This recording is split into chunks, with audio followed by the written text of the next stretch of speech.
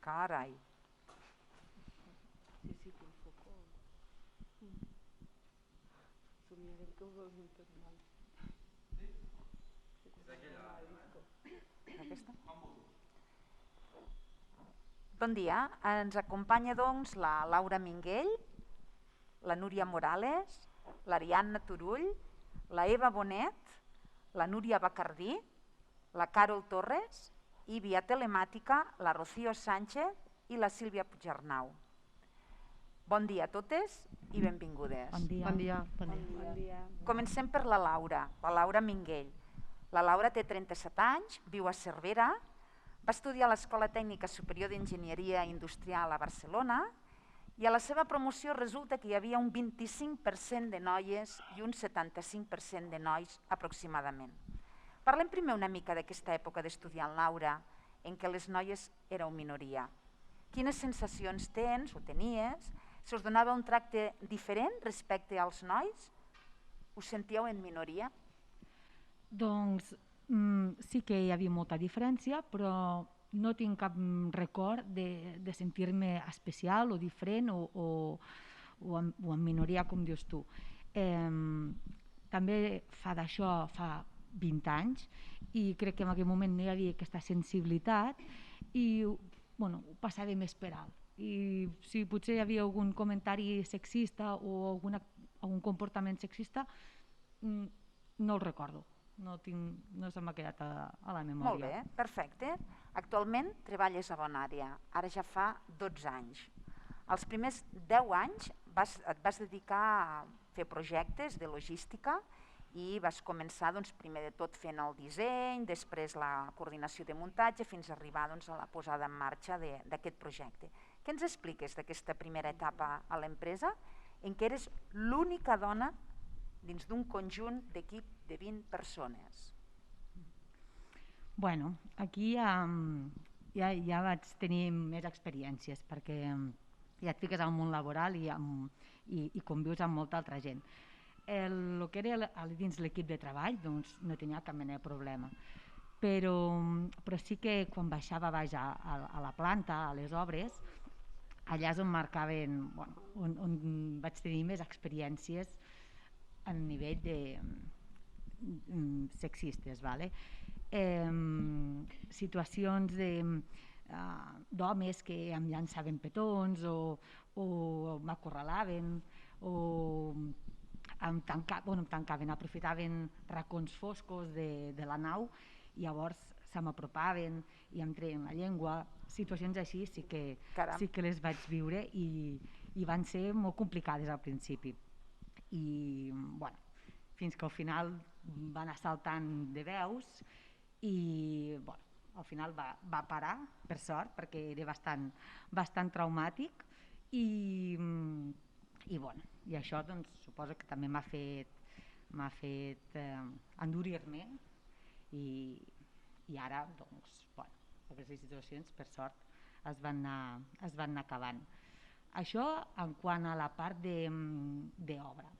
Després, altres situacions més sutils era quan estàs amb proveïdors o amb companys del mateix rango que tu, doncs sí que tu sempre has de demostrar una mica més que l'altre perquè et prenguin amb la mateixa seriositat. Això els primers anys. Ara ja les coses han anat canviant, l'experiència també és un grau i ja no sento que hagi de demostrar més que l'altre, però sí que al principi es notava. I ara? Què estàs fent ara? Hi ha hagut alguns canvis pel que fa a la teva vida laboral? Aquí vaig estar a la part més d'obra uns 10 anys i ara estic al mateix departament d'enginyeria, però em dedico més a la part de projecte inicial. Llavors ja no em barrejo tant a l'obra i és més la part de disseny i de projecte. I com a canvi més radical potser és que en aquests darrers anys s'han anat incorporant bastantes noies al departament i ara justament a la secció on estic treballant són més dones enginyeres que homes. Així que, un bon canvi, no? Un punt positiu. Sí. també donar valor a que l'empresa no discrimina aquest sector el fet que siguis dona, sinó que l'experiència suposo que és bona. Molt bé. Ets enginyera. En aquest moment, segons estadístiques, tenim uns 117.000 enginyers i enginyeres a Catalunya. D'aquests 117.000 enginyers, un 83% són homes i un 17% són dones. I això no només passa aquí, sinó que també ens trobem a altres països com a Alemanya i com a Itàlia, que passa el mateix. Potser França seria un 22%, una mica més, però bé, és una realitat que la diferència entre homes i dones és notable. Què en penses? Creus que aquesta situació en un futur no massa llunyà pot canviar o creus que això continuarà durant molts anys? Bueno, clar, jo diria que això ha d'anar canviant. Suposo que aquestes dades, clar, estan arrossegant 30 anys endarrere, perquè és la gent que encara està treballant, per això el percentatge encara és dolent. Suposo que si ho miréssim d'aquí 20 anys, jo m'agradaria creure que estaríem a la paritat, perquè crec que no ho entendria d'una altra manera. El temps va canviant i crec que la gent ho s'està demostrant. No m'agradaria pensar que d'aquí 20 anys, si fem la mateixa entrevista, els valors siguin diferents. Molt bé, esperem que això sigui així, perquè si no, doncs malament. Alguna cosa no fem bé. I en quant a salari, el salari mitjà d'un enginyer o enginyera és d'uns 40.000 euros bruts a l'any. Cobres el mateix que altres companys, nois, que siguin de la mateixa categoria laboral que tu? O hi ha distinció també aquí? Doncs mira, no ho sé, perquè no sabem, jo no sé el que cobren els meus companys. Sí que ara crec que s'obligarà a fer-se públic els sous, i no només el sou base, que el sou base sí que és igual per tothom, sinó la part dels incentius, que és on es marca la diferència, però no ho sé. No sé si cobro el mateix, més o menys. No crec que si sigui més o menys sigui per qüestió de gènere, sinó per altres... Algú haurà negociat més bé que un altre o algú tindrà més morro que un altre i algú potser cobrarà més o menys de forma injusta o justa, però no ho sé. Espero que no sigui per qüestions de gènere, això sí. Molt bé, doncs esperem que això es faci una realitat, que sigui així, d'acord? I donar-te les gràcies, Laura, per la teva aportació avui aquí entre nosaltres. Moltes gràcies a vosaltres, també. Molt bé, a continuació tenim aquí dues dones esportistes, la Ari Turull i la Núria Morales. La Ari és des del 2007 que jugava a futbol 11 i en aquests moments està jugant a futbol sala.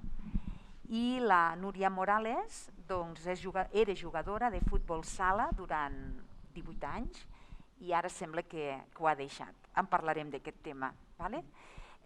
Ariadna i Núria, expliqueu-nos una miqueteta els vostres començaments en el món del futbol i també si us va ser molt difícil de trobar equip femení per poder jugar. Bé, bon dia.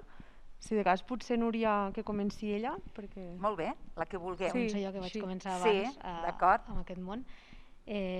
No sé exactament quants anys tenia, però en època d'escola de primària jo volia jugar a futbol i no hi havia equip femení.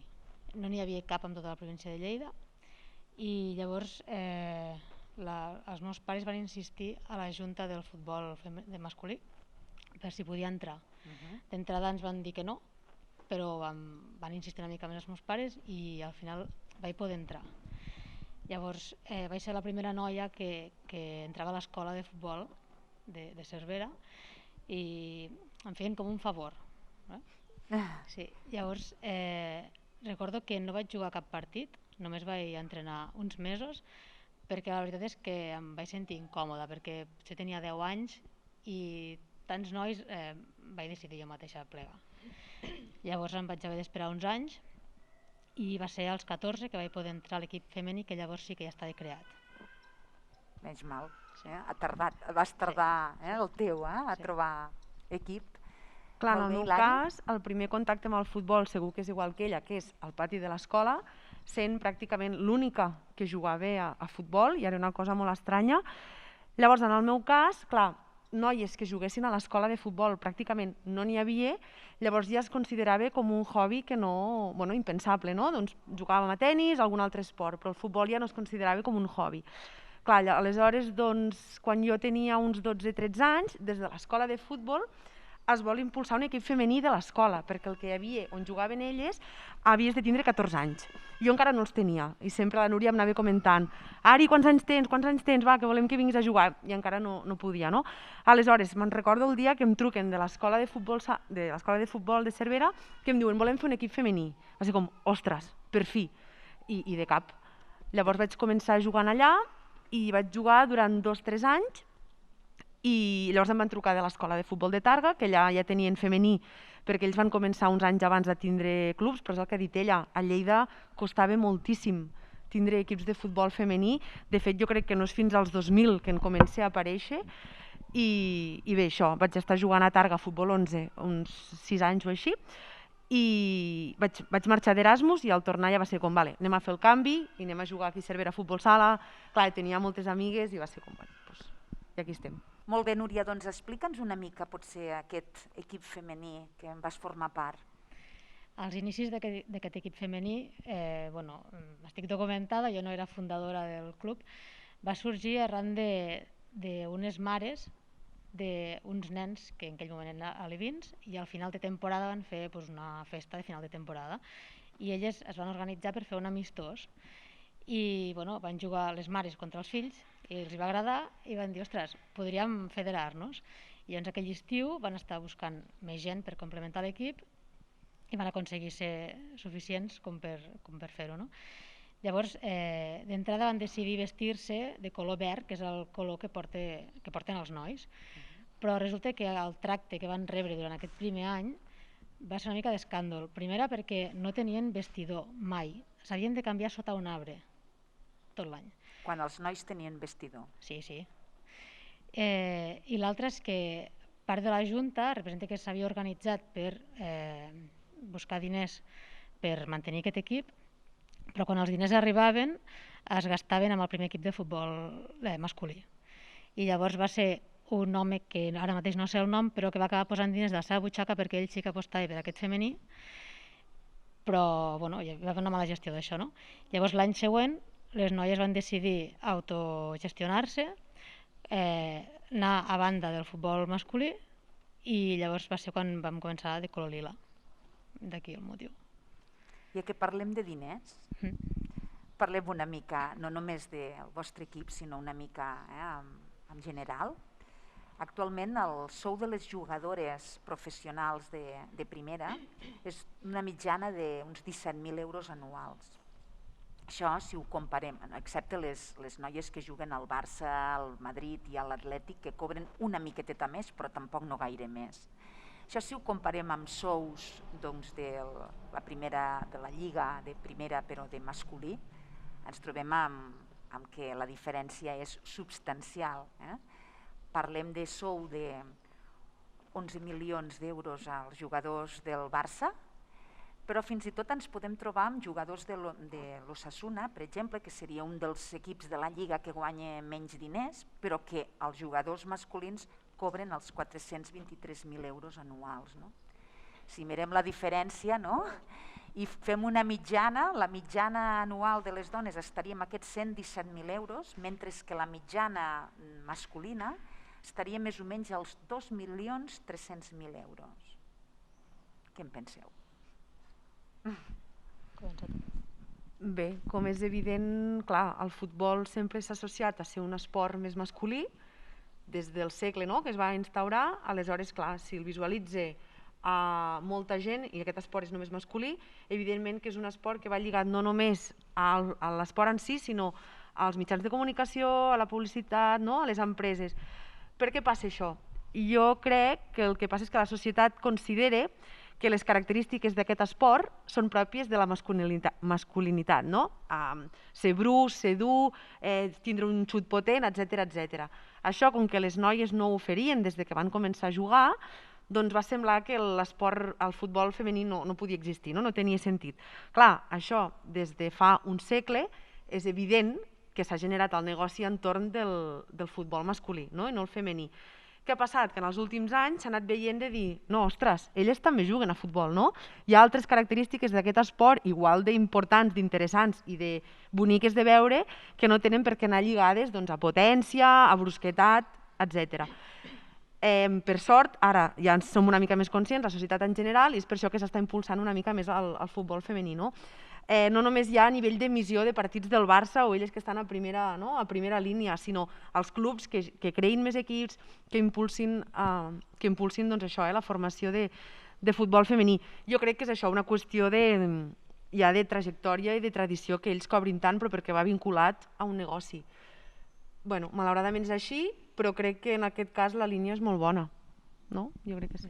Alguna cosa més a afegir? Bueno, els últims 3 anys, diria, s'ha creat un projecte que es diu Orgullosa, que fomenta això, l'esport femení, sembla que només està al món del futbol, i serveix per potenciar que des dels clubs s'animin a crear equips femenins, no? Que és el que deia l'Ari. Fins ara ha funcionat.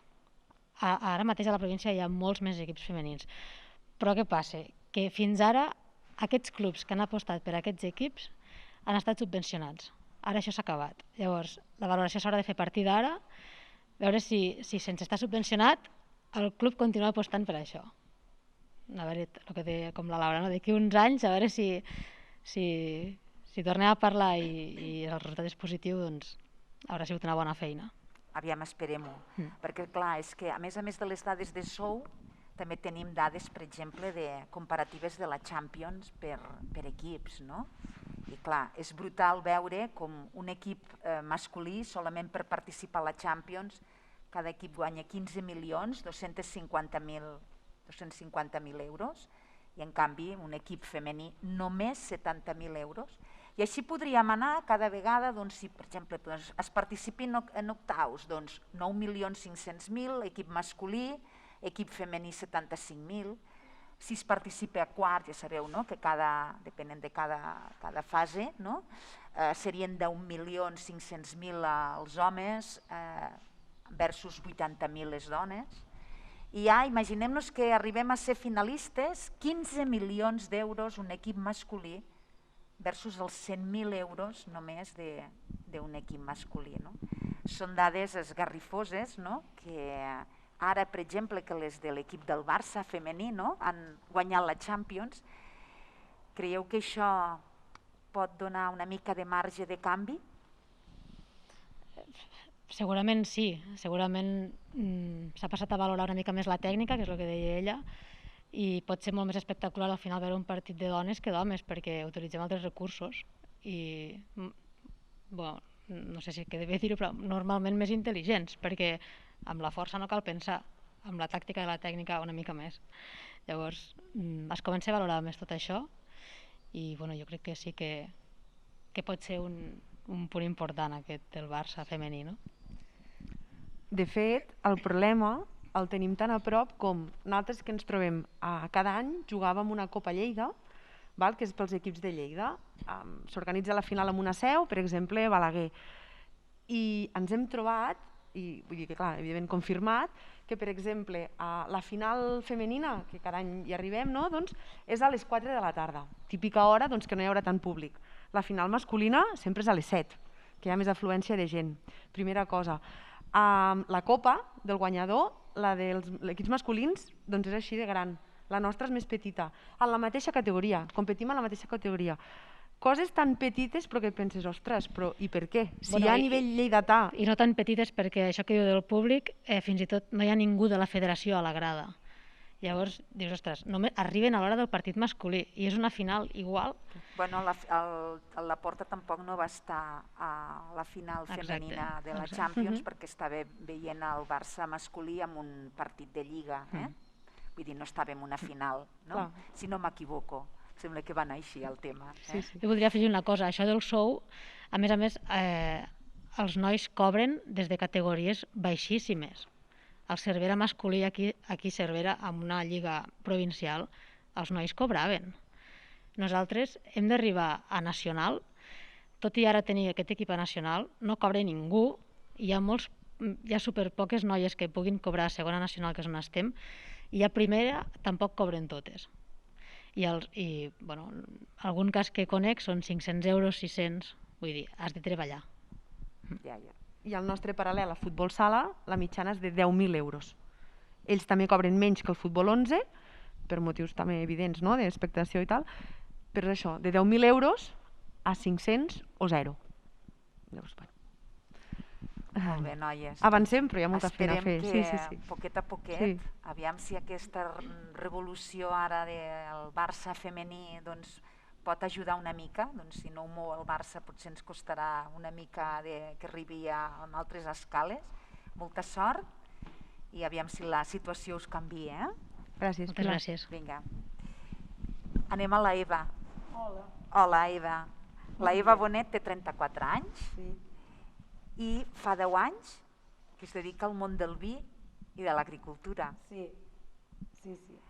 Molt bé. Es considera pagesa. Sí. I tu m'has dit que et consideraves una dona pagesa i m'ha fet il·lusió que diguessis això, la veritat, perquè no, no? És la realitat, no? Molt bé, explica'm una mica, abans de posar-te al món del vi i de l'agricultura, em sembla que vas fer, quan estudis, no?, moltíssimes altres coses. Una mica, una pinzellada. Així ràpid, el que vaig començar a fer va ser d'entrada el primer cicle de psicologia, però no em va acabar de motivar massa i ho vaig acabar deixant, perquè també trobo que ens dividim en dos vessants, no? La gent que de cop estan a batxillerat i tot ho tenen molt clar, que són envejables, i la gent que no en tenim ni idea de què volem ser quan siguem grans. I que a més moltes vegades al final, al llarg dels anys, te n'acabes donant compte que han anat passant i el que has estudiat no acaba sent. Moltes vegades, no? Vull dir que també que ens hem de relaxar una mica, vull dir que tots són com coneixements que anem adquirint i ens anem nodrint i al final la vida ens portarà on ens portarà. A mi m'ha portat al camp.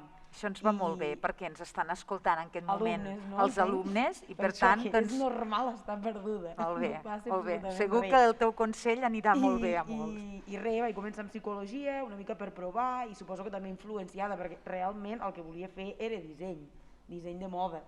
I que és el que al final vaig acabar fent, però de bones a primeres els fantàstics consells dels pares i mares, no, fes alguna útil, disseny de moda ja hi ets a temps. I clar, llavors en certa manera em van confustrar les ganes de fer disseny de moda. I vaig fer psicologia perquè se suposava que era una carrera més sèria, però no em va agradar i ho vaig deixar i RQR vaig fer disseny de moda. I disseny de moda pràcticament ho vaig acabar, l'únic que no vaig fer és el projecte final, però llavors també la vida ja em va tornar a donar un gir i em va portar al poble de l'Ametlla de Segarra, que és on estic ara, i a gestionar una casa rural en aquell moment, fa ja 12 anys o més. Vull dir que, saps, tot va anar com, bueno, res estava dibuixat així. Et vas formar prèviament com a jove agricultora? Bueno, llavors no, perquè llavors va ser com el primer, com el recuperar una mica les arrels. La nostra família és de l'Ametlla de Segarra de sempre, és on hi tenim els cultius, i jo m'he criat a Targa i llavors, bueno, no sé, al camp, a l'Ametlla hi anàvem a treballar, a collir olives, ametlles, a la vinya, tal, no? Però sí que som 3 germans, un d'ells és un noi, i d'alguna manera sempre és el que se l'ha enfocat més, com potser l'hereu, no? El que es quedarà a cuidar la terra.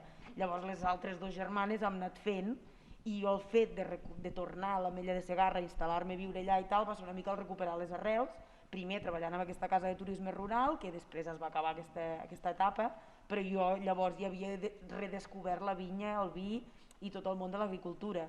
Llavors va ser quan ja em vaig apuntar a l'escola agrària de Targa per fer la incorporació com a jove agricultora i fer les hores que evidentment no tenia perquè venia de disseny de moda, per tant poca convalidació tenia d'assignatures. I res, i formam i ja està, i llavors ja vaig començar a implicar-me a casa. Molt bé, i quan estaves fent aquests estudis com a jove agricultora, éreu poques dones? Si fa o no fa, més homes? No, eren bastantes dones, però em sembla que ja és el que us vaig dir, de totes les dones, m'agradaria saber quantes realment treballen d'això, perquè això també és una cosa a banda que passa amb les incorporacions al món agrari, que de vegades és una mica agafat amb pinces. Si d'incorporar s'incorpora molta gent, el que m'agradaria saber és quanta gent després realment fa de pagès o pagès, o simplement s'incorporen per uns beneficis que aporten. Sí, en aquell moment érem moltes dones, és que crec que érem meitat i meitat. Sí. Molt bé, doncs està bé, el fet de ser meitat i meitat. Sí, sobre paper està bé, però el que vull és la pràctica. Sí, a veure la pràctica, exacte, a veure què passa. Sí, sobre el paper està molt bé, però al final es reben uns diners i penso que aquests diners potser val més la pena, no sé, saps? Vull dir que m'és igual que sigui un home o una dona, però que qui rebi aquests diners els utilitzi realment. I durant tot aquest temps, quan vas estudiar, però també ara ja que t'has dedicat com a agricultura, t'has sentit amb algun cop menys tinguda pel fet de ser dona? No, jo et diria, és que això és molt curiós perquè m'ho han preguntat moltes vegades i diria que dins del món agrari no m'hi he sentit mai, però perquè crec que és molt normal, o sigui, la dona pagesa ha estat el pal de paller de qualsevol família pagès. O sigui, és que és la dona que mantenia les cases, era la dona que criava, que a més feia el menjar, que anava a buscar l'aigua, que rentava la roba i encara tenia temps d'anar a fer el segall al batre o la verema o el que fos, o sigui, és que era un personatge importantíssim. Per això que crec que el món rural no és tan raro, a mi no m'ha resultat raro, la gent no et mira rara. I en canvi, per exemple, sí que quan he sortit a fires de vi, a vendre el vi, a restaurants, és igual, eventos, tal, aquí sí que m'he pogut trobar masclismes, diguéssim, amb tota la seva diversitat, no? Com per exemple? Comentaris molt lligats primer, clar, o sigui, assume que soc dona i jove, no?, per aquest món d'homes i normalment pells, que són el món de les fires de vi de vegades, ara va canviant per sort, però sí que és veritat que anys enrere, comentaris sobre el teu físic, comentaris en plan, tu deus ser la safata, no?, vull dir, poca credibilitat, de dir, no, que m'ho expliqui ell, si al costat hi havia mon pare i és com, no, és que el vi el faig jo, vull dir, ara en certa manera mano jo, saps? Però que m'ho expliqui ton pare, i és com, comentaris així, no? Anar a algun restaurant, me'n recordo, i un comentari del sumiller de dir et compraré el vi perquè ets mona i així et tornaré a veure més sovint. I era com, doncs ara sóc jo que no em dóna la gana vendre'te'l, perquè jo no et vull veure, saps? O sigui, no d'haver-te de defensar de dir, escolta, em compres el vi perquè t'agrada o no t'agrada, no per si em vols veure més sovint o menys. Comentaris així, sí, i això s'ha més al món del vi que de l'agricultura, com si diguéssim. A l'agricultura no he tingut mai... També suposo perquè al final estic a l'ametlla i tampoc no em moc massa i tots ens coneixem i és algo com molt natural. Molt bé. Doncs si ho tenim en compte amb altres que hem anat parlant fins ara, el sector de l'esport que reivindicava tantíssim, tu amb el terreny agrícola encara et sents força realitzada i... Sí, home, evidentment hi hauria d'haver moltes més dones pageses i encara s'hauria de normalitzar molt més, però sí que és veritat que el factor aquest de la dona pagesa tradicional no es fa raro, no? Molt bé. Penso. Molt bé, doncs moltes gràcies, Eva, per acompanyar-nos avui i la teva versió també segur que ens serà molt interessant per tots. Molt bé, anem telemàticament a parlar amb la Rocío Sánchez. Hola, Rocío. Aviam si tot funciona perquè ens pugui sentir la Rocío. Hola, Rocío. A veure si me sentiu vosaltres. Sí, hola. Sí, hola, et sentim perfectament. Molt bé, la Rocío Sánchez va començar portant la comptabilitat d'un hotel i, a més, feia classes de... No? Ah, vale. Tornem a començar, doncs, Rocío.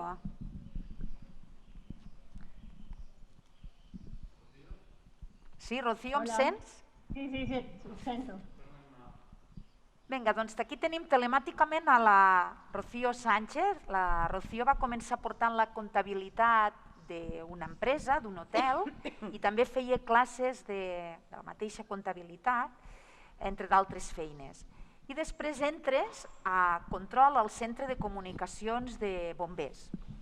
Actualment, des del 2005, treballes com a bombera. Primer vas començar a Sabadell, a Cassà de la Selva, a Vilafranca del Penedès, i actualment estàs al Parc de Bombers de Terrassa. Explica'ns una mica com és el dia a dia d'una dona bombera. Doncs, a veure, el dia a dia d'una dona bombera és com qualsevol altre de qualsevol dona.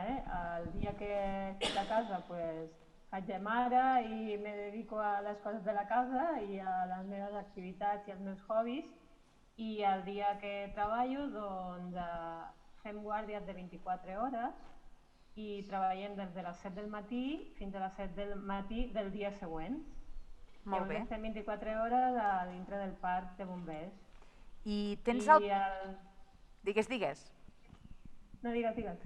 Hi ha altres noies bomberes a part de tu o estàs més aviat sola? Hi ha molta desproporció de bombers, bomberes? En el parc de bombers que estic jo a Terrassa només estic jo.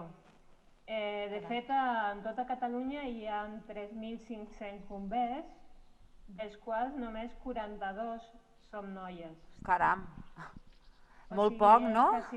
No arriba ni un 2%.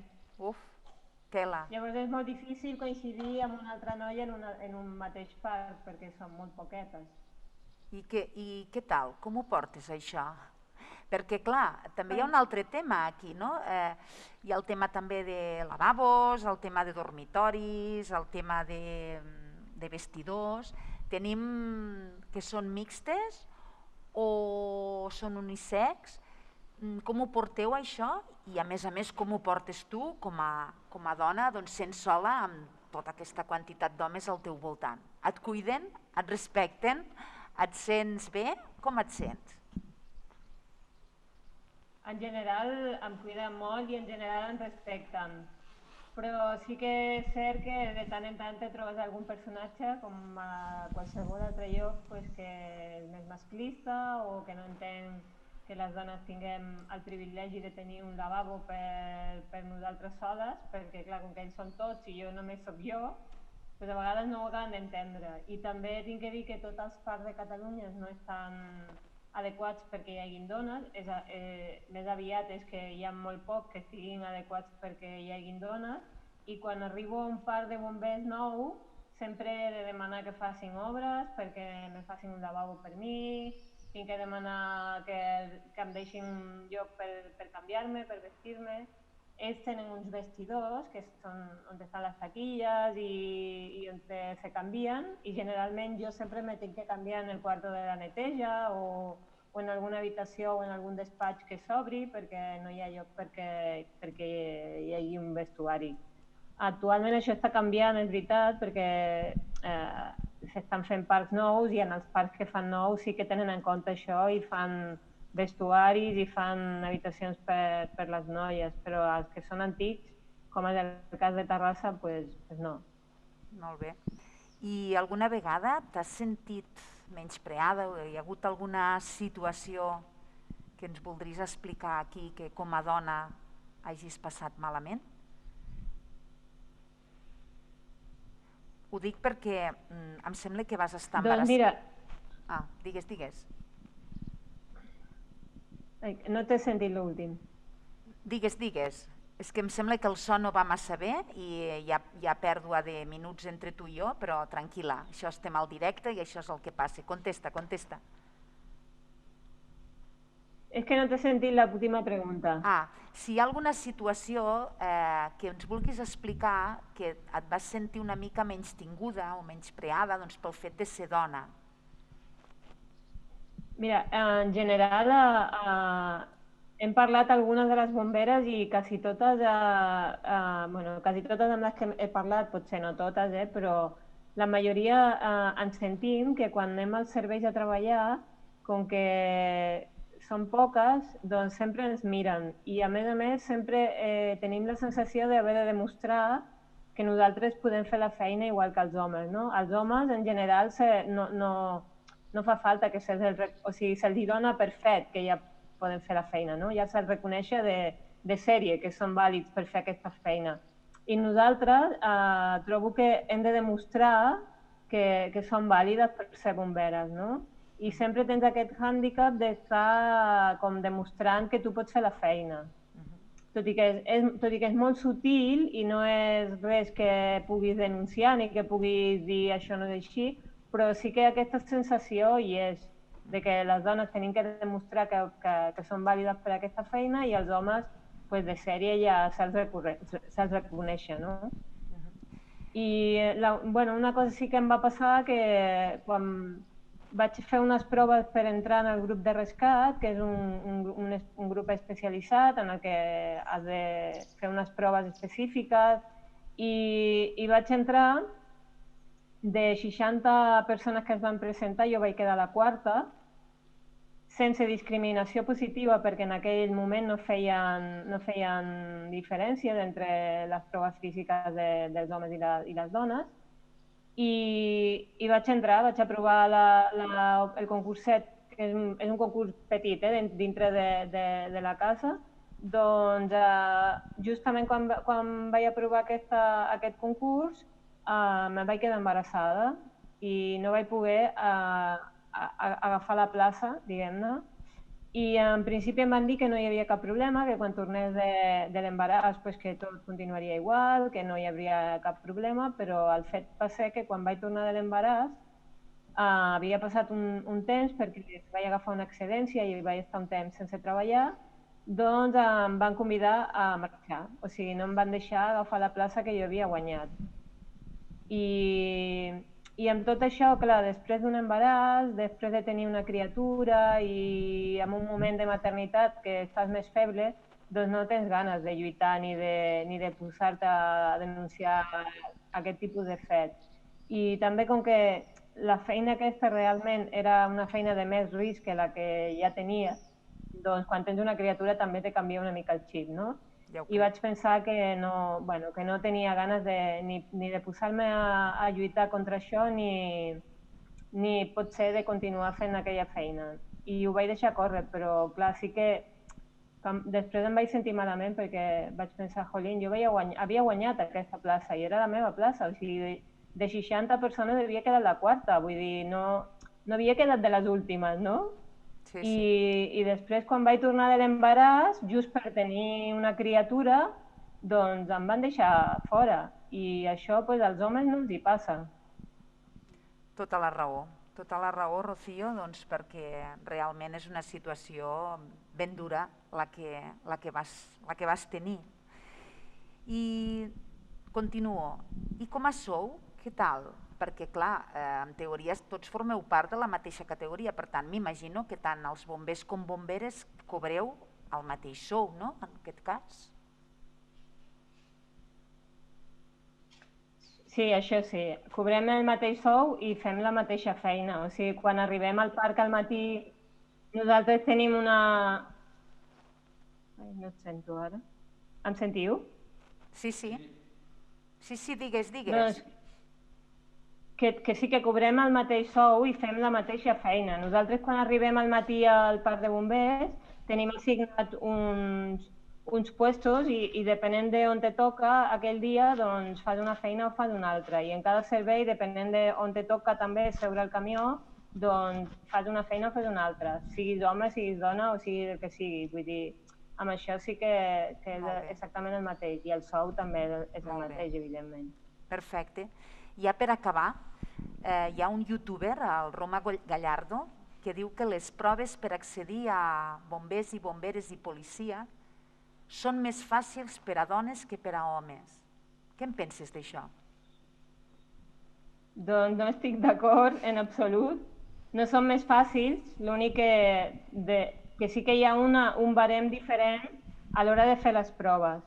Però si penseu que a les Olimpiades hi ha proves per homes i proves per dones i hi ha marques que fan els homes i marques que fan les dones, doncs amb unes proves físiques que no són gens adequades per la feina, sinó que són unes proves eliminatòries i que estan fetes per seleccionar la gent, no per demostrar que pots fer la feina, doncs han de ser així igualment. Ha d'haver-hi un baremo per les dones i un baremo pels homes, perquè si no, no entraria cap dona. Perquè ja està demostrat que a les Olimpiades una persona que faci atletisme o que aixequi pesos o el que sigui, qualsevol esport, doncs les marques d'homes són superiors a les de les dones. Doncs aquí és exactament igual. I no és més fàcil per les dones. Molt bé. Doncs moltíssimes gràcies, Rocío, per la teva aportació, d'acord? I bé, que continuïs disfrutant de la teva feina i aviam si poquet a poquet aconseguim aquest 2%, has comentat, em sembla, de dones. Sí, 2%, però de mica en mica anem sent més i cada promoció van entrant bastantes dones, o sigui que de mica en mica anem millorant. Molt bé, doncs esperem... Però tot i així, a part de totes aquestes queixes, és una feina molt bonica i estic molt contenta i molt orgullosa de la feina i la veritat és que el dia a dia és molt amable i molt gratificant. Molt bé, doncs moltíssimes gràcies. A vosaltres també. Vinga, passem a la Núria Bacardí, té 34 anys, viu a Tàrrega i és una jove emprenedora i també pagesa. Tenim una altra dona pagesa dins de la nostra taula rodona. I regentes una explotació de Ciutadilla, tens també on hi ha la casa pairal, diguéssim, de tota la vida.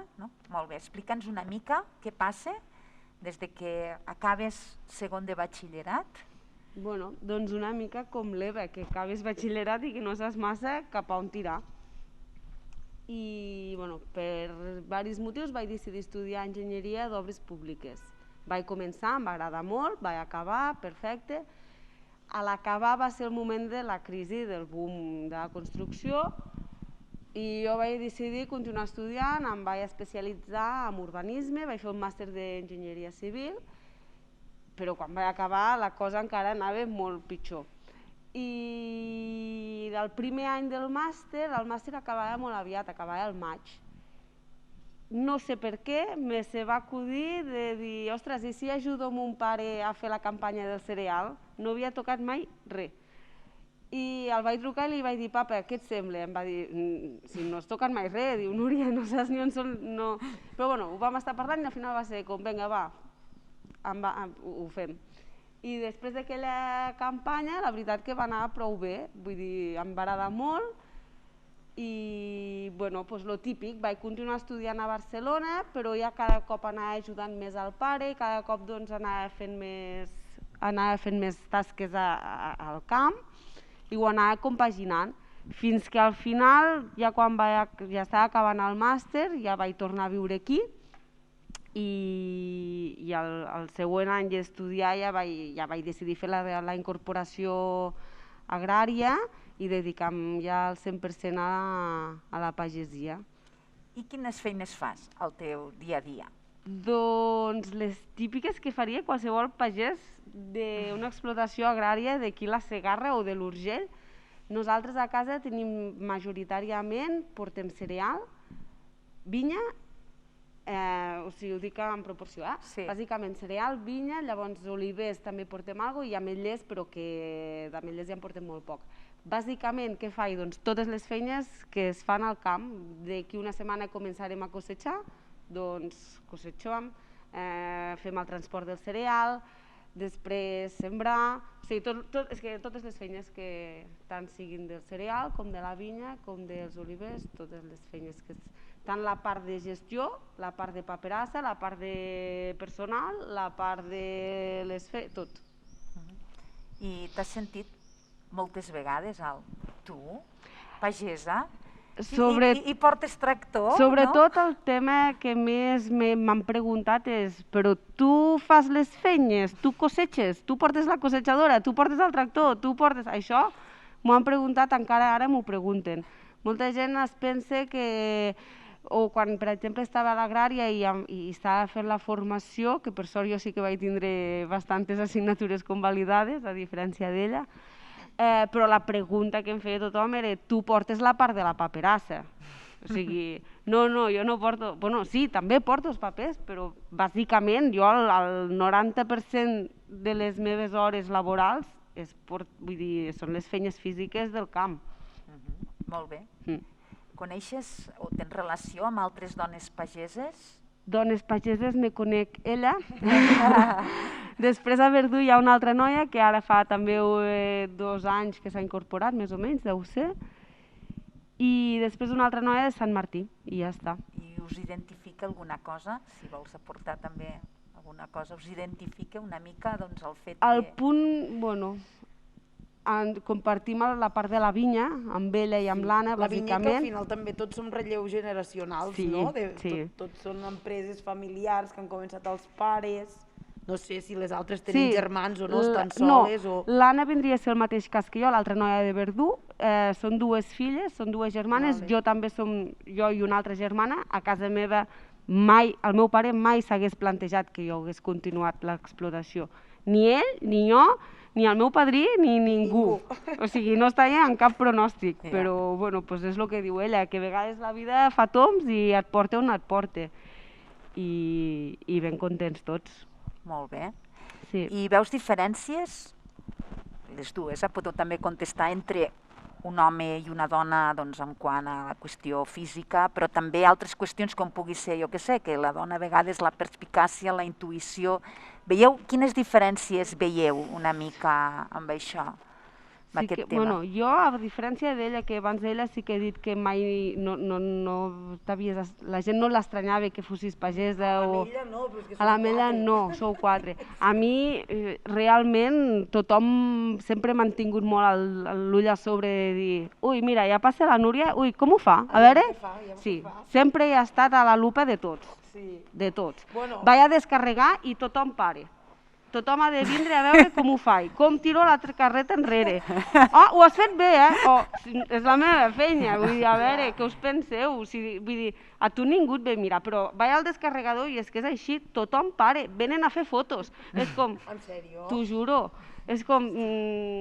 Els primers anys, fotos, és que era com, de veritat, deixeu-me estar tranquil·la, hi ha culos jo sola, vull dir, no, saps? I no tots venien allà a mirar com ho feia, si ho feia jo, si... Bueno, en fi. Clar, però tu hi ha més moviment per allà, En el món del cereal també és més diferent que la vinya. La vinya potser sempre hi ha hagut més la figura de la dona, el cereal la dona no hi ha sigut mai. No. Nosaltres el cereal en tenim, però sí que és veritat que jo estic més centrada en vinya i oliver, i el cereal també, evidentment, perquè també sembro tal qual, però potser el cereal sí que l'enganxa més mon germà que jo. Hi ha més una tradició masculina, no? Molt Potser és el que dius tu. Amb el tema cerealista, molt. Però sí, per exemple, sí que és veritat que físicament, aviam, són coses que, bueno, no sé si cauen de madur o no, però sí que hi ha diferències. Per exemple, home, és obvi. Al món del celler, hosti, de vegades és que sembla que estigui pensat per gent molt forta. Clar. Bueno. Remenar les mangueres, no sé què, tal... Enxufar qualsevol tubo del tractor. Tot, sí, hi ha tubos que a vegades he d'enxufar una màquina i hi ha coses que no puc. Que no pots. I he de cridar al treballador. Hosti, perquè ho han de fer tot tan pesat, no? És com no ho podem pensar d'una altra manera. Sí, hi ha coses que, bueno, tardes una mica més, no? Bueno, ho fas anar més al cap, de vegades, vull dir, simplement és... Clar, jo al celler, per moure certes mangueres que són ja t'acabes espavilant i acabes buscant... Però acabes sortint igual. Molt bé. Doncs molt bé, em sembla que ens ha quedat bastant clar també el món de la pagesia, amb 2 versions una mica diferents, però que han ajudat moltíssim a poder saber més com funciona.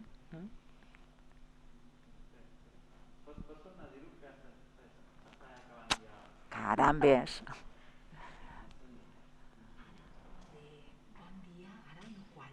No. No, Vale, ara anem a tu, Sílvia. Ho sento, que no m'he enterat de res. No? Ai, pobra. Ai, pobra. Porta aquí no sé quanta estona i no s'ha enterat de res, pobra. Vale, vinga, acabem i vinc amb tu, vale, Sílvia? No entenc res. Sento Sílvia, però no entenc res. Què fem? Acabo aquí? Vale. Vinga, doncs moltíssimes gràcies, Núria, per la teva aportació. Aquí ens ha quedat també clar el tema de la pagesia entre les dues, el lloc on està, d'acord? I per tant ens podem fer molt bé cabals d'on estem i cap a on anem. Molt bé. Ui, ara em sembla que et reclamen. Escolta, i si voleu, si vols marxa, tu amb el nen petit, vull dir que... Vale. Comencem ara amb la Sílvia. Sílvia, anem per tu.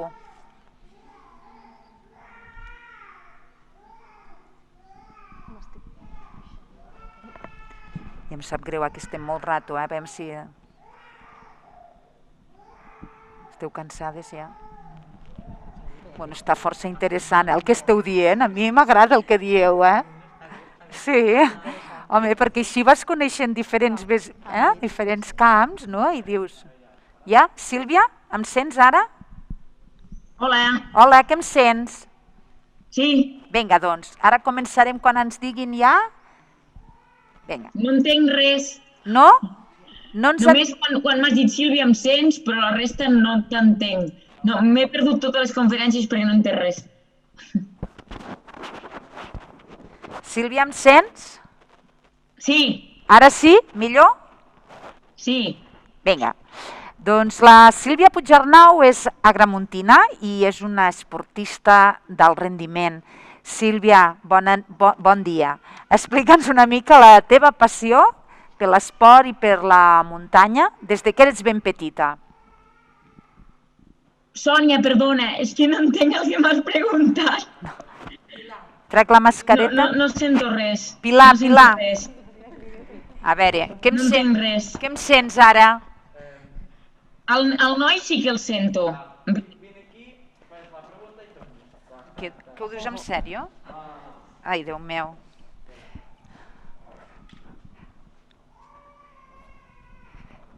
Què em sents ara?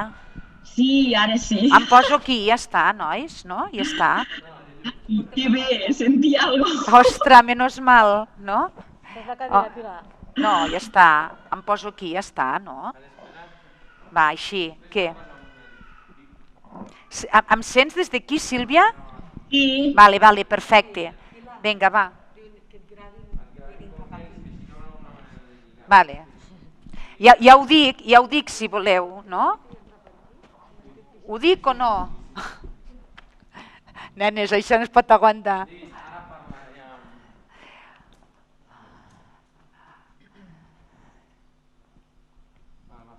Comencem? Vinga, ara parlem amb la Sílvia Puigarnau i com que tenim problemes pel tema telemàtic, em situo més cap aquí, a pantalla. La Sílvia és agramontina i és una esportista d'alt rendiment. Sílvia, bon dia. Explica'ns una miqueteta la teva passió per l'esport des de ben petita. Hola, bon dia. Bé, sempre he tingut molta passió per l'esport i crec que és per la transmissió que han fet els de casa meva, no? Sobretot el meu pare, que va ser un dels primers, com ens deien, no? Quan érem petits, quan jo era petita, ens deien el pare i la filla bojos perquè corrien. Ara està molt de moda, però fa 25 anys enrere no estava gens de moda i jo el que em sentia era que érem els boges del poble, no? I el meu pare ja portava molts anys corrent. També tenim una caravana fixa al Pirineu, per tant, pràcticament m'he passat els estius allà dalt i com més gran m'he fet fins i tot temporades. Aleshores, per mi l'esport és part de la meva vida, fins que em vaig llicenciar i fins i tot doctorar en Ciències de l'Activitat Física i l'Esport, i aleshores compagino el tema de la competició esportiva amb la docència universitària. Molt bé, això en parlarem després una miqueteta més. Ara tornem una mica als inicis i em sembla molt que vas formar part del Centre Excursionista de Guissona i allà et van proposar de fer una cursa de muntanya per tal d'anar al Campionat de Catalunya. Què passa amb aquesta cursa? Exacte. El meu primer contacte amb les curses de muntanya, amb la muntanya no, perquè em feien molt a casa, però amb les curses de muntanya pròpiament dit va ser que jo estava federada perquè feia molta muntanya amb els de casa i es necessita tindre una assegurança, ja ho aviso pels que m'escoltin. I bé, em va trucar que feien un equip de curses per muntanya i que necessitaven noies. I si volia córrer, em va trucar el Xavi Espinya en aquell moment i vaig dir, d'acord, doncs hi vaig.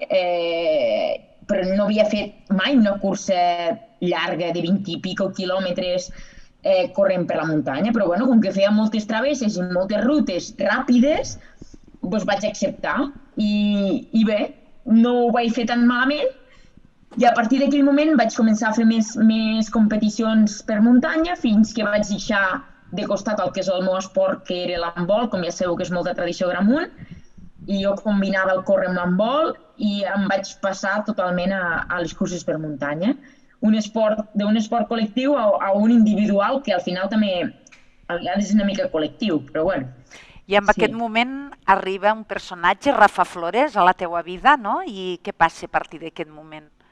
Sí, els primers anys m'ho prenia una miqueta més com a anar a fer excursions amb els amics ràpides d'aquestes i això, no? I anar a veure llocs a través de les curses, fins que va arribar un moment, el 2017, que vaig decidir, bueno, tenia una amistat amb ell per anar-me'l trobant, que l'anava trobant, sobretot anava a les Terres de l'Ebre, que tenen molt bones curses i molt bona terra, molt bona gent, i al principi vaig anar-hi molt a competir perquè tenien un circuit molt xulo, i vaig conèixer el Rafa Flores, que és un entrenador que ara actualment és seleccionador de la Federació d'Atletisme de curses per muntanya, i bé, vaig decidir que començaria a entrenar amb ell, més o menys a finals del 2016.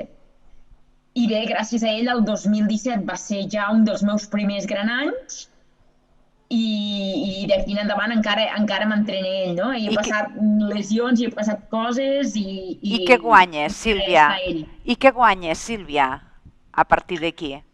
Bueno, llavors, aquest 2017 vaig fer a part de quedar campeones, vaig estar amb la selecció catalana, vam quedar campeones d'Espanya, amb el club Pecorro, que vaig canviar a Matxacuca també, però vaig quedar segona a la Copa Espanya, i després vaig fer la Copa del Món de la modalitat extrem, que em va donar l'oportunitat de fer-ho a Matxacuca, que és el club que soc ara. Vaig canviar del de Guissona al Matxacuca, que és a Santa Cristina d'Aro, que és el meu xicot, perquè em van donar l'oportunitat de córrer la Copa del Món finançada. No és una cosa que costa molts diners, viatjar, i bé, per sorpresa vaig fer a les carreres més extremes del món, hi havia un rànquing, i vaig aconseguir fer la desena del món el 2017, que va ser el primer any que m'estrenava en Copa del Món. Molt bé. I clar, i quan parlem de curses de muntanya, moltes vegades ens ve al cap i tothom coneixem el Kilian Jornet, no? I en canvi, per exemple, no ens recordem, per exemple, d'una Núria Picas o fins i tot d'una Sílvia Puigarnau, no? Bueno, la Núria Piqué sí que té molta renom. Una mica més, però no tant com el Kilian Jornet.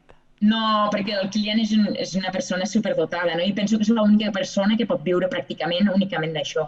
Molt bé. Llavors tu creus que això és una qüestió simplement de que el Kilian és excepcional o que realment també hi ha una qüestió aquí d'home-dona? Jo penso que en el cas del Kilian és perquè és excepcional. Les curses per muntanya no és un esport que es pugui viure i el que passa també és que les marques juguen molt amb això, no? Ara jo, després d'haver aconseguit aquests resultats el 2019, també vaig ser tercera a l'europeu i vaig fer molt bona Copa del Món també i sí que em van sortir patrocinis. Però la veritat és que em costa molt finançar, coordinar-ho tot i és bastant complicat viure. Hi ha molt poca gent que pugui ser professional d'aquest esport, siguis home o dona.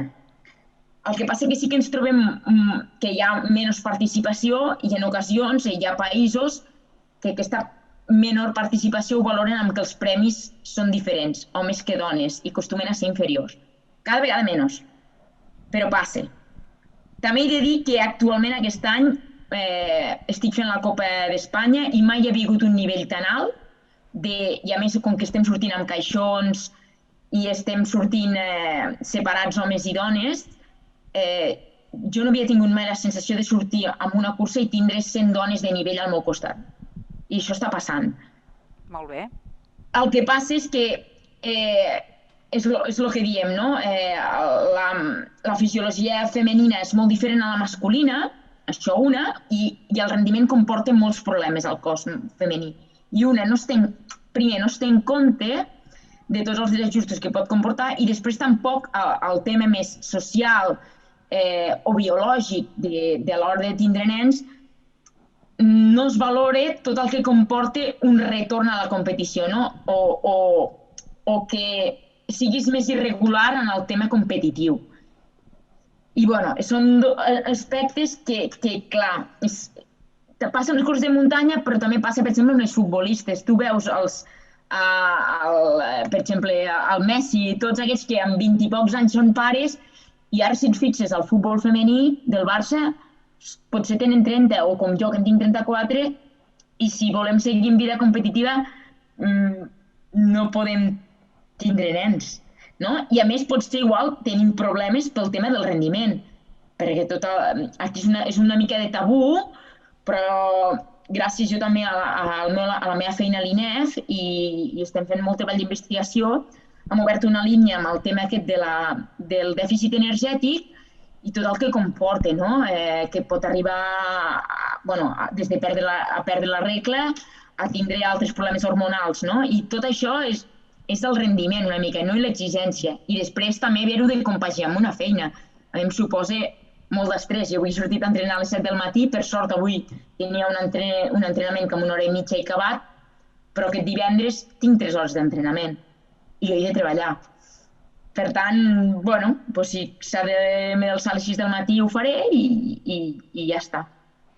Sí, ja ho veig, Sílvia, que realment la teva vida és així agitada, doncs perquè, clar, com bé ens has dit, ets professora d'INEF, a la vegada també et vas doctorar en Ciències de l'Activitat Física i l'Esport, estàs sent, doncs, evidentment, una esportista d'elit a nivell de córrer, de curses, i en aquest moment, doncs, que també ja ho has comentat una miqueteta, estàs fent aquesta investigació en relació a la dona i en relació amb aquesta disponibilitat energètica i de rendiment. Per tant, Déu-n'hi-do, ets un tros de dona, Sílvia, realment, No, sí que m'agrada molt treballar, m'agrada molt, la muntanya i l'esport m'aporten moltíssim, a vegades faig masses coses, per això, per exemple, no soc a Cervera avui, perquè, volto molt, també per qüestions de feina, i bé, ara estem amb el tema de l'INEF Pirineus, així que també estic posada al projecte d'INEF Pirineus per poder obrir una formació dedicada al medi natural a la Seu d'Urgell al pròxim curs, i per aquesta raó no estic a Gramunt, perquè no he pogut vindre a Cervera a fer-ho presencial. Però la veritat és que m'omple, no? I també animar altres dones que lluitin pel que realment volen fer i que no es limitin socialment pel que pot ser el fet de ser dona. A mi moltes vegades em diuen que valenta que ets, anar-te'n a entrenar sola 3 hores. Bueno, valenta jo i valent el senyor que també hi va. Bueno, noi, no? A mi no em fa res. Jo agafo el cotxe, em moc, em busco una ruta i sí que s'ha d'anar amb una mica de seguretat, el material adequat, el menjar adequat, la comunicació adequada, però no és ser més valent o menys valent. És tenir-ne ganes o no, és tenir-ne ganes o no, és tenir-ne ganes o no, i no per ser home o dona s'ha de poder fer aquestes coses o no. Molt bé, molt bé. Ha quedat molt clar. Ha quedat molt clar. Sílvia, moltes gràcies per la teva aportació, molt interessant, i a la vegada fer-nos veure això, de que no hi ha distinció entre un esportista d'elit masculí o femení. Gràcies.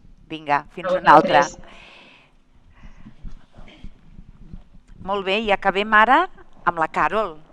Acabem amb la Carol que, tal qual sona, es defineix com a cabo del arma de ingenieros del ejército de tierra. I t'ho dic així perquè, clar, és que és llarg, tot aquest títol que tens. Vinga, va, comencem per pams. Carol, acabes l'ESO i què fas? Hola, bon dia. Sí, jo acabo l'ESO, faig la temporada d'estiu, treballant a la temporada d'estiu, començo primer de batxiller i quan faig els 18 anys oposito a l'exèrcit de terra i aprovo de primera, agafo bona nota i al setembre del 2005 ja ingresso a les Forces Armades. Estic a les Forces Armades 15 anys i mig, fins ara fa un mes que vaig causar baixa per pèrdues psicofísiques. Vaig patir un accident de trànsit fa 2 anys i això ha comportat que em quedi amb unes seqüeles incompatibles amb la vida militar. Molt, doncs vaja, no? En parlem després, una mica més, si et sembla, sobre aquest tema. Ara retornem una mica. Com t'has sentit durant aquests anys que has estat dins de l'exèrcit com a dona? Hi ha bastant diferència des que vaig entrar fa 15 anys a ara, la veritat, molta. Perquè penso que també culturalment o socialment es nota aquest canvi. M'he identificat molt quan han parlat elles dues futbolistes, la companya bombera també, amb moltes coses que han dit estic d'acord. Jo també jugava a futbol i al primer equip vaig tenir que jugar amb nens, era l'única nena, i amb el que ha dit la companya Rocío, de que sempre, o tu també ho has dit, que sempre et miren més, estàs en el punt de mira a veure com ho fas, que t'estan analitzant més en la teva feina i sempre has de demostrar més, en comptes a un home potser es pressuposa que ja ho farà bé, o que està qualificat per la tasca que tinc que fer. Sou moltes dones o éreu moltes dones al cos? Actualment hi ha un 12% aproximat en total de dones comparat amb els homes. Sembla que hi ha en els 3 exèrcits, que està el de terra, aire i l'armada, sembla que són 120.000 efectius de persones, dels quals 15.000 i pico són dones. Està una mica atascada aquesta xifra des de fa 10 anys, més o menys. Ja ho veig. I hi ha alguna anècdota o alguna cosa que ens vulguis explicar? Anècdotes hi ha 1 milió, però haig d'escollir. Diré una del Líban, però no m'agradaria que es quedés... És que clar, aquesta és més bé cultural, no? Però aquí també passa, als blanquitos també ens passa, que intentaré també dir anècdotes ràpides. En el Líban, per exemple, tinc aquesta gravada perquè em va fer com molt de xoc. Jo estava al Líban el 2012 en una missió amb Unifil, un casco azul, que es diu, i jo en el meu puesto tàctic era de carburants. Jo era l'encarregada de subministrar gasoil als companys d'altres posicions. És que no m'enrotllo perquè si no és un altre món això. A la meva posició duia camions, jo tinc tots els carnets excepte el de bus. I una anècdota és que vaig a netejar una de les meves cisternes junt amb un altre company meu i allà a la base ens ho netejava treballadors civils d'allà, del Líban. I mentre esperem ens conviden a un te, que és molt típic d'allà, si volíem un te i dic, vinga va, estem esperant, no fem res, d'acord. Eren dos civils i jo amb el meu company.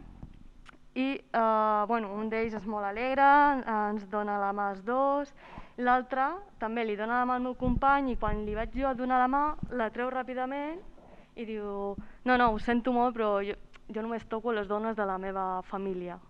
Clar, això em va xocar molt per el moment, no?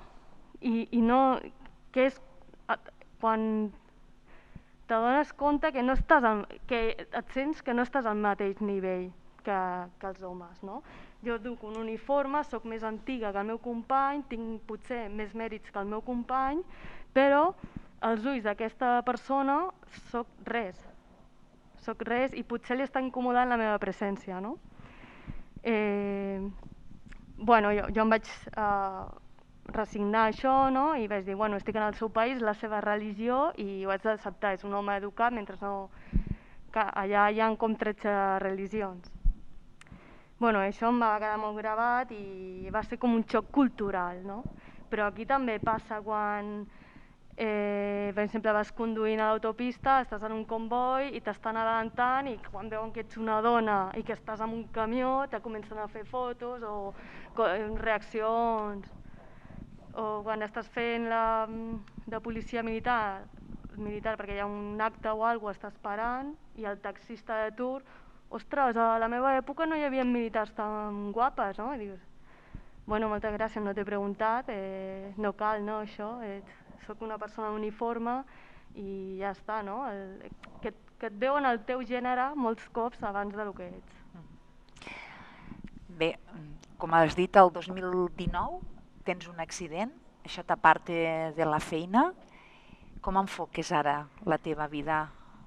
Bueno, primer encara haig de tancar etapa, perquè, bueno, just he perdut la meva condició, he perdut la meva professió fa un mes, encara haig de fer gestions, però bueno, això ho tinc superat, no? Ja tinc molt de temps per superar-lo i no passa res.